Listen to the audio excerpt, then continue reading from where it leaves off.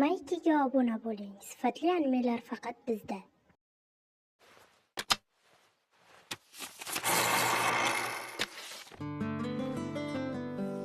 Man Hirose Natsuko. Maktabni tugatishim bilan anime studiyasiga rassom animator bo'lib ishga kirdim. U yerda ishini tez fursatda o'rgandim. Avval animatsiya rejissyori bo'ldim. Kadrlash ishlarini, so'ng seriyalar yaratishni boshladim. Keyin bo'lsa bosh rejissyor sifatida qabul qilindim. Ehtimol sizni quyosh kechirar. Ammo chaqmog'im aslo kechirmaydi.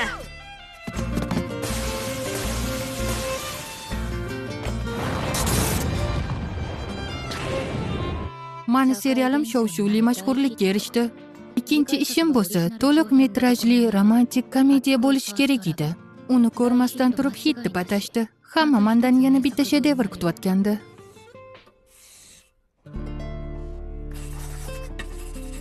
Men ham shunaqa deb o'ylagandim.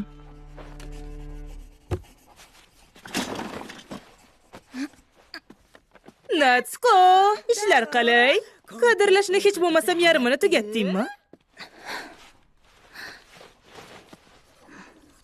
Yo'q, xudo qo'rqitib bording. Xo'sh, qadrlash ishlari qalay ketyapti? Ha, mayli, qo'yaver. Muhlat qancha yaqinlashsa, iste'doding o'zini yorqinroq ko'rsata boshlaydi. Hali mana aytdi deysan. Aytgancha pasporting qachongacha amal qilishini tekshirib ko'r. Filmingni barcha kinofestivallarga olib boramiz. Diqqatimni jamlashim kerak. Voy, kechirasan azizam. Xonangga ovqat qo'yib ketaman, keyinroq yeb olgin, xo'pmi? Hoy, bo'ldi, jim bo'ling. Bizni yulduzchamiz hozir yangi shedevr yaratish arafasida. Uni ishi bizga milliardlar olib keladi, shuning uchun unga xalaqit bermang. Hu, hay. Hu. Aytgancha bu sizlarga. Von Goli sabzavotlarini hali tatib ko'rmagansiz, to'g'rimi? U allaqachon aynib qolgan, shu uchun tashlab yuboring.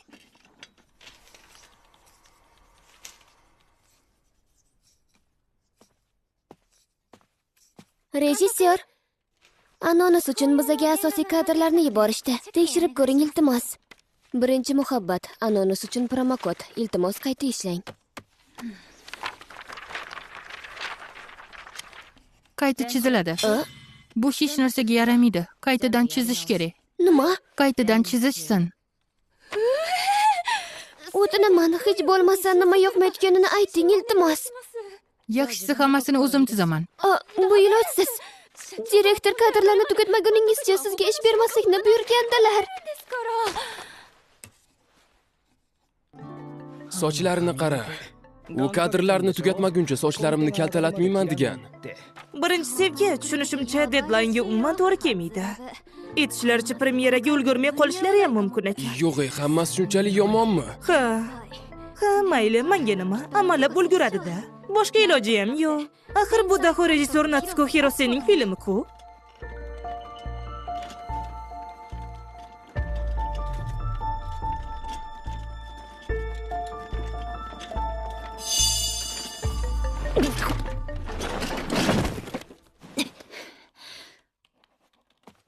Qarindoshlari xavotirda, chunki u bilan umuman bog'lanish olmayapti. Ular rejissyor Tsurayamani uyiga borishdi va o'tdan uni jasadini topishdi. O'lim sababi zaharlanish.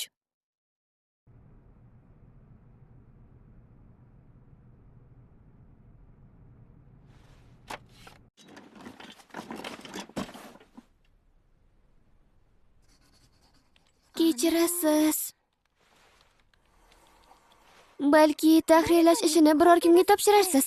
Bu variantga nima deysiz? Yo'q. Bo'lmasamchi. Hammasini o'zim qilaman. Qachongacha o'zingni bunaqa tutmoqchisan? Bu yerda sendan boshqa odam ishlashni bilmaydigandek gapirishni bas qil. Shoshmang. Nega? Mana axir. Nima?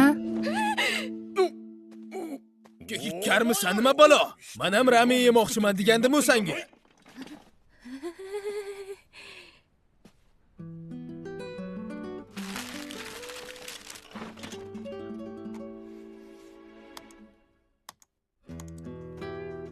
Halokat haqida rivoyat.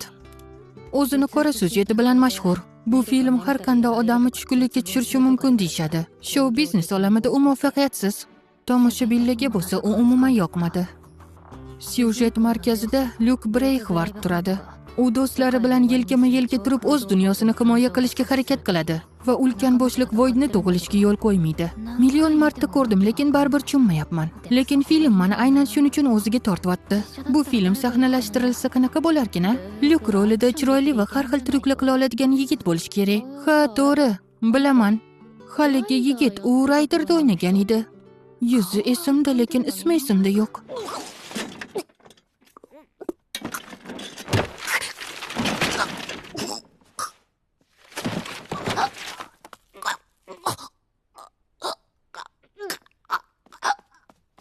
Natsuko, senga nima bo'ldi? Natsuko! Natsuko, birdan bo'l, o'lma. Sen hali juda ham yoshsan-ku, Natsuko, ahmoqlik qilma.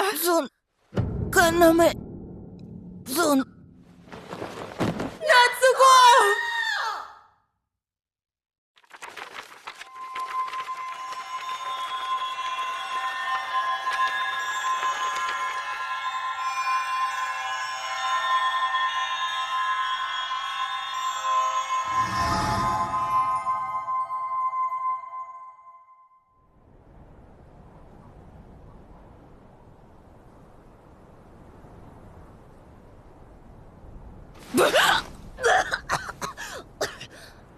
Qayerdaman?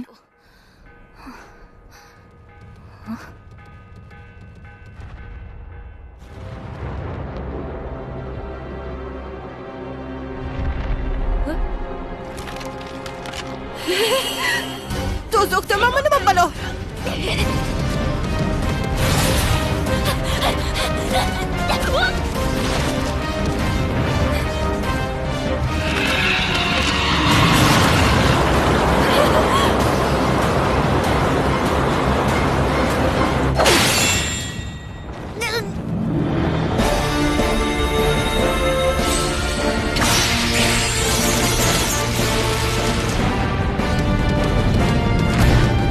Amideki sehri.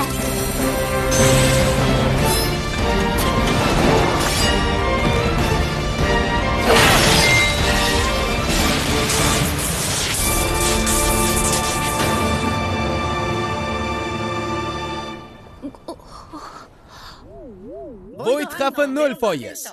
Dushman yengildi. Lyuk Breyxvart? Hayotdan to'ydingmi? Nima? Qanaqasiga?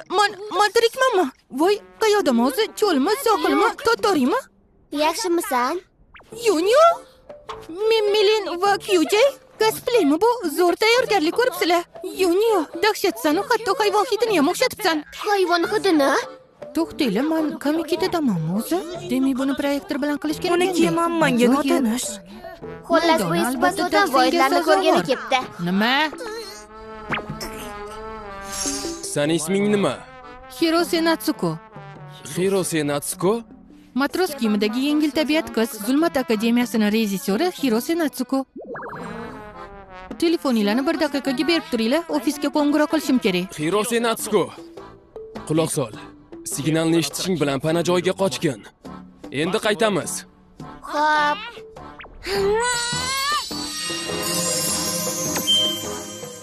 Sakra. Nima? Buni qanaqa qilib qilding? Sehr ishlatdingmi nima balo? Paxmoq voysan, pledida bo'lasan. Nima? Qaqqa kelib qoldim o'zi.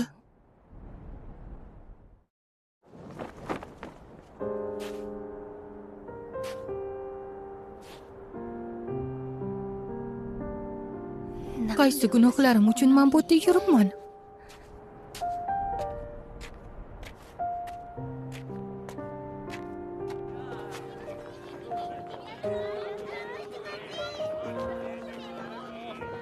Tushunmayapman.